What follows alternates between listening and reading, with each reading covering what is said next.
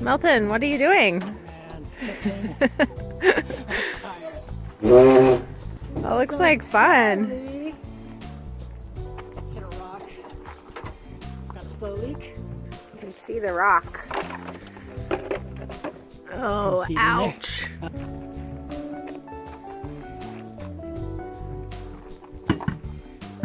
And on goes the new tire.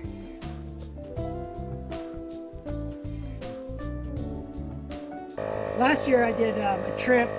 You can't see it so much, but I came in and went to the Banff, Vancouver Island thing. Okay. And so when I was up in Banff, I was kind of like, oh, I can make just a right turn and go to Alaska. So it was kind of always on my mind, yeah? And then, So you do leave your van in the U.S.? yeah, exactly. Just fly back and forth. And then I was talking to Sonnet, and she's like, well, I'm going to go to travel to Anchorage. I'm like, oh, well, we could meet and then travel back down. Right. And that would give me the motivation to get To up go, here. right. So that's kind Perfect. of how that all evolved.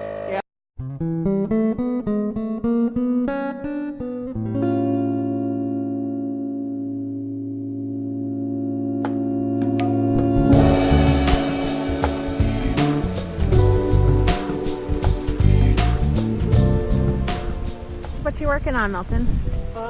You know, I have been trying this map through my whole trip. It's kind of been a funny process in the sense that I read a story about a guy who was circumnavigating Africa, and he put a map on his hood. And he had mentioned that it always had kind of become a thing whenever he would go through customs in the different countries. So this whole side of the van was just begging for something. And so I thought, why not just put a map on there and see how it comes out. It was a little bit of a stretch for me. I'm more of a numbers kind of person, so drawing and artwork is not my thing at all. But I just wanted to go ahead and give it a try and see what it looked like.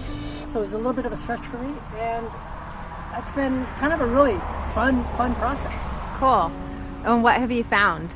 You know, the funniest thing, the funniest thing I've found is people's reactions. Uh-huh. So I was just doing it for my own kind of personal piece, but what I found is that everybody loves maps, and they really wanted to kind of see where I've been, where I've gone, and you know, it just strikes up conversations. I've had so many great conversations with people. Just at the store today, we were buying some salmon to be shipped, and a guy walks up to me and says, "Hey, I love your van." And I thought that was really cool. And I think that if the map was not on the side of the van, he probably would have never walked up to me and started a conversation. Sometimes a white, nondescript van can have a little bit of a negative connotation, and I think sometimes people will see it as being like, hey, there's a homeless guy living in the parking lot.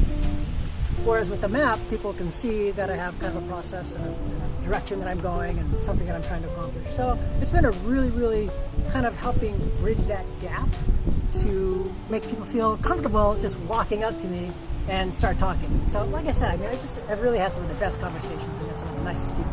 What an awesome outcome. I love it. Yeah.